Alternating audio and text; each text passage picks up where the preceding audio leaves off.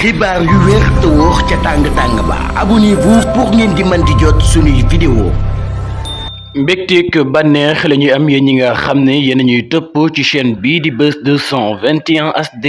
ni ñu koy defee saa su ne rek di leen indil ay xibaar la ca gën a fës nag ki nga xam ne nag moom moo di Dame ci ginnaaw ba ñu ko invité foofu ci Tribune Actualité moom nag daal dina yëkkati ay kaddu jëmale ci ki nga xam ne nag moom moo di Déthié Fall par rapport ak li nga xam ne nag moom moo fi xew waaye itam ak rumeur yi nga xam ne nag jamono ji moom mooy daal di dox ci digg mag ki nga xam ne moom moo di Ousmane Sonko moom Dame Mbodj daal la mu xamle moo di ne li nga xam ne nag jamono ji moom moo xew kenn tegu ko boppam kenn tegu ko kudul boppam ndax jamono ya nga xam ne nag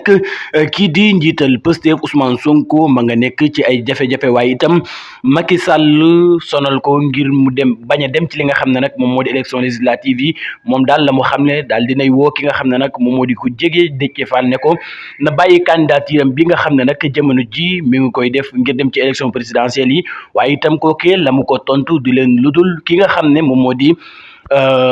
Déthié Fall moom grand leader la kon nag dafa war a participer ci li nga xam ne nag moom moo di élection yi jàpp ne na daal loolee nga xam ne Déthié Fall def na ko ci élection présidentielle yi nii bokk na ci li tax jamono ji nag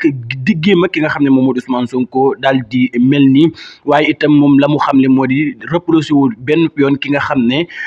moom moo di Déthié Fall jàpp ne na daal loolee daal bokk na ci li nga xam ne moom moo ko yàqal waaye itam jamono ba nga xam ne kii Ousmane Sonko ma ngay dund ay jafe-jafe bu bàyyi woon candidature am waaye itam ñëw bokk ci coalition président Diomaye wa ilaa mu ñëw taxawal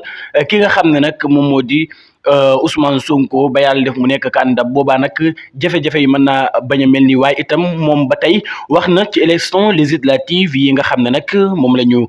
daal di jëm moom nag la mu ca wax moo di ne